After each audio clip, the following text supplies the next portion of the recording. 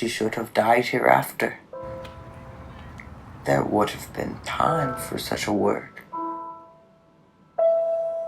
Tomorrow, and tomorrow, and tomorrow creeps in this petty pace from day to day, to the last syllable of recorded time.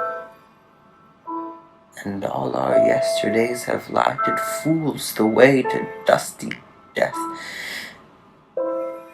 Out, out, brief candle. Life's but a walking shadow, a poor player that struts and frets his hour upon the stage and then is heard no more. It is a tale told by an idiot, full of sound and fury, signifying nothing.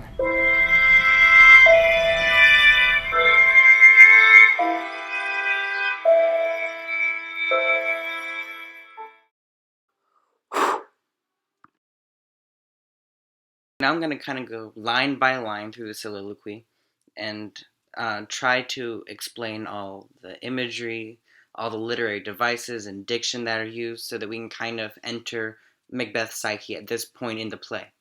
So in Act 5, Scene 5, the scene that this monologue is delivered, Macbeth is preparing his fortress at Dunsinane for a siege when he hears the sound of a woman screaming. And as one of his servants passes by, Macbeth asks him what that noise was, and he replies that the queen, Lady Macbeth, is dead, having jumped off the roof of the castle. There's a beat, then Macbeth says, almost resignedly, she should have died hereafter. This phrase is purposefully ambiguous. It can be interpreted in multiple ways, but I took it to mean that it was only a matter of time before Lady Macbeth was going to die. So considering that he has just gotten the news of his wife's suicide, this is a shocking reaction that can reveal the amount of damage to Macbeth's mind. Because of all the killing that he's done to become king, he's become almost numb to death. And I chose the image of a bloody ring falling off to represent the end of Macbeth's bloody marriage, and more specifically, how easy it is for Macbeth to let his wife go. And all he has to do is slip off the ring. Well, it's really just like ketchup and water, but you know what I mean. Next line, there would have been time for such a word, is similar to the first. I interpreted the word to be the news of Lady Macbeth's death, and thus the phrase takes on a meaning like the news of her death was either going to come during this battle or sometime shortly after it. Although Macbeth only has a few more hours to live, this phrase reveals that he perceives time as stretching on, seemingly endless.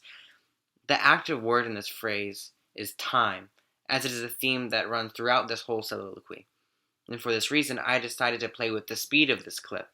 The image of a girl playing in a graveyard represents how humans don't truly have a concept of time. The ancient, somber graves are juxtaposed with the girl's liveliness, creating a creepy atmosphere, which was my desired effect throughout this whole video. The next line is arguably the most famous in this speech, which is likely due to its simple phrasing, but profound implications.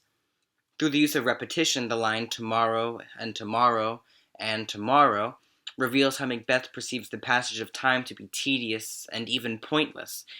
The most important word in this phrase, from an acting standpoint, is actually and, as placing emphasis on it indicates this meaning.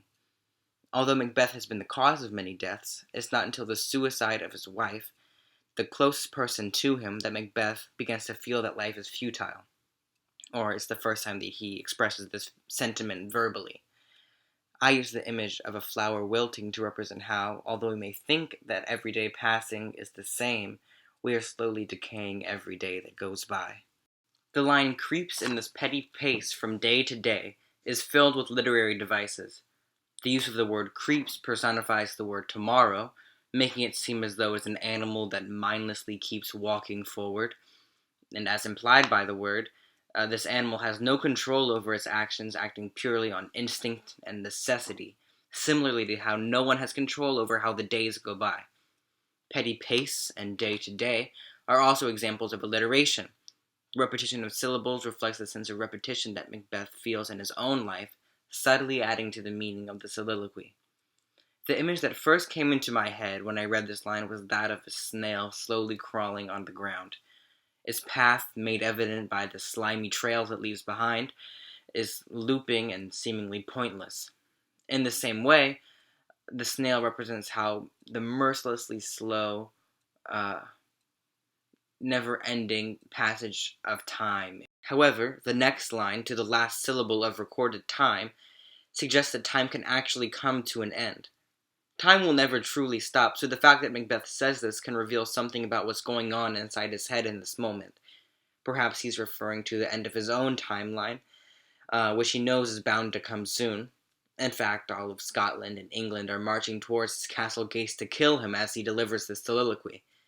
I chose the image of a wall with quickly ticking clocks to represent how we are constantly reminded of time and also the lack of it. The line, "and all our yesterdays have lighted fools the way to dusty death," comes next. I interpreted the line to mean that each day going by brings fools a day closer to their own death. The word yesterdays contrasts with the word tomorrow 2 lines earlier, which emphasizes this theme of time. It's important to note that Macbeth never mentions the present moment anywhere in this soliloquy. After the death of someone close, anyone would have a hard time focusing on the present moment. They'd be thinking about what they could have done differently in their past and what their own future is going to look like without that person. Macbeth definitely experiences such thoughts, which are magnified by the fragility of his mental state. The word lighted introduces a theme of light versus dark that will be referenced again in the next line. Macbeth uses the word fools to reference all humans, including his wife and even himself. Humans are fools that have no control over when they die. They have no choice but to follow the light that leads them to their deaths.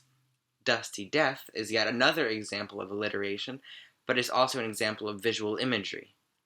The fact that Macbeth calls death dusty reveals that he believes that it is something ancient that has thus gathered dust, which provides some more insight into his perception of time as being long or stretched out. It was the innate visual imagery of this line that inspired my image choice. I used the image of dust motes falling down in a dilapidated building to represent what death might look like to Macbeth. It's a dark, scary place that only fools would go into. The line, "out, out, brief candle," references the word lighted in the previous line, tying the 2 lines together. Specifically, the word candle is significant, as it can have many meanings in the context of this play.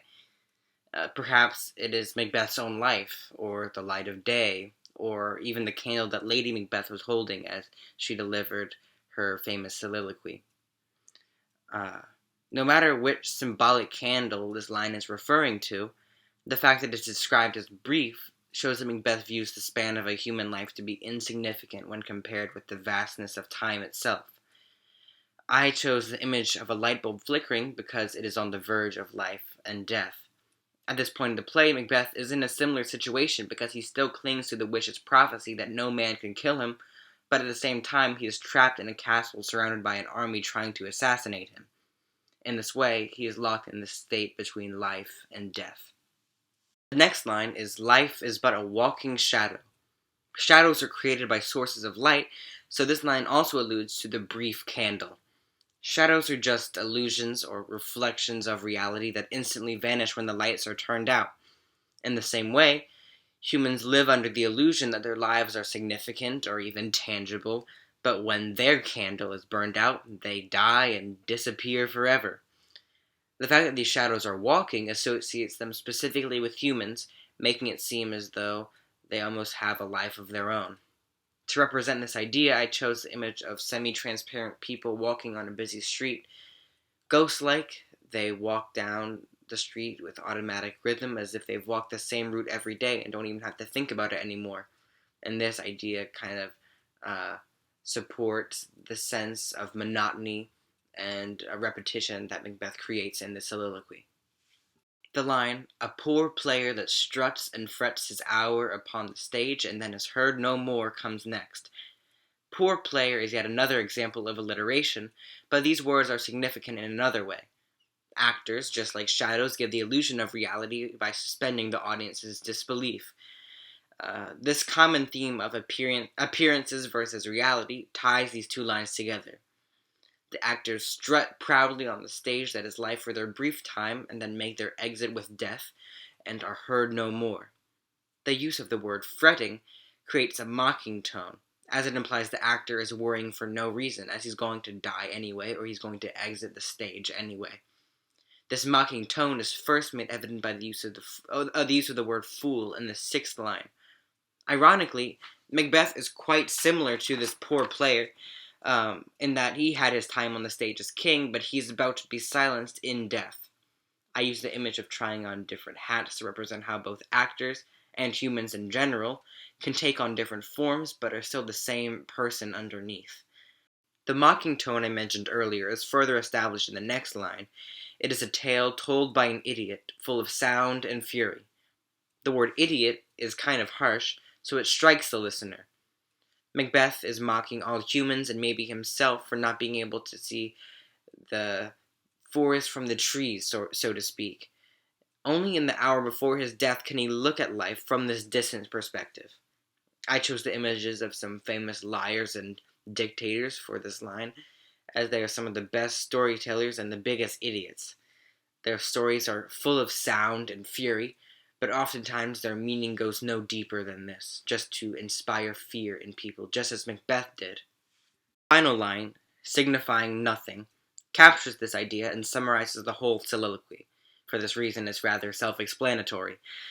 I chose the same girl from the beginning, who's also my sister, so it's just convenient, for this final shot to create a sense of coming full circle. She's standing on the train tracks, waiting for her death, but is still able to look up and see the sunset. In this sense, I'm defying the bleakness that Macbeth creates in this soliloquy by showing there's also some beauty to be found in the world, even if it is just an illusion.